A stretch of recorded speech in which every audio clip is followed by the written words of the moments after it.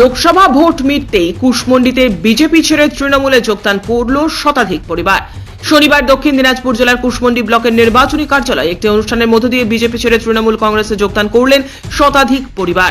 কুশমন্ডি বিধানসভার বিধায়িকা রেখা রায়ের হাত ধরে শতাধিক পরিবার তৃণমূলে যোগদান করেন। এদিনের এই যোগদান কর্মসূচিতে উপস্থিত ছিলেন কুশমন্ডি বিধানসভার বিধায়িকা রেখা রায়, কুশমন্ডি ব্লক তৃণমূল সভাপতি করিমুল ইসলাম, কুশমন্ডি পঞ্চায়েত সমিতি কৃষি কর্মাধ্যক্ষ রেজা জাহির আব্বাস, কুশমন্ডি পঞ্চায়েত সমিতির শিক্ষা কর্মাধ্যক্ষ জাহাঙ্গীর আলম সহ একাধিক তৃণমূল নেতৃত্ব। 2026-এর বিধানসভা নির্বাচনকে সামনে রেখে এই যোগদান বলে জানান কুশমন্ডি বিধানসভার বিধায়িকা রেখা রায়। এ বিষয়ে বিধায়িকা বলেন, মাননীয় মুখ্যমন্ত্রী মমতা ব্যানার্জি যেভাবে রাজ্য জুড়ে উন্নয়ন করে যাচ্ছে, এই উন্নয়ন দেখেই পৃথিবীর ছেড়ে আমাদের তৃণমূল কংগ্রেসে যোগদান করলো। কারণ তিনি তো হচ্ছে নির্বাচিত জনপ্রতিনিধিদের কাজ এলাকার উন্নয়ন করা।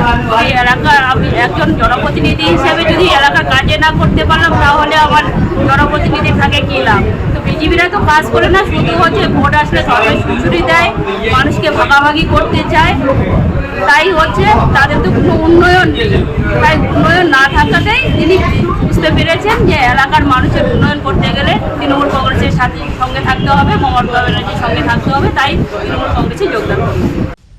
এই বিষয়ে সদ্য বিজেপি থেকে আসা তৃণমূলে যোগদানকারী রাজেশ মুর্মু জানালেন, ভারতীয় জনতা পার্টি কাজের প্রতিশ্রুতি দিয়ে কাজ করছে না, তাই রাজ্য সরকারের উন্নয়ন দেখে তৃণমূল কংগ্রেসে যোগদান করার সিদ্ধান্ত নিলাম।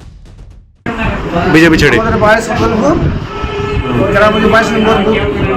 নম্বর বুথ আমাদের বুথে মানিকপুর বুথে কাজের সূত্রে আর কি অনেক কিছু আমাদেরকে আশা দিয়ে কিন্তু কাজ এখনো করতে পারেনি।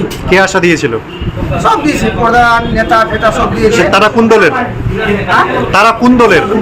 বিজেপির দলের সব আশা দিয়েও কিন্তু এখন কোনো কাজ দিতে পারেনি। সেই আশায় আমি কিন্তু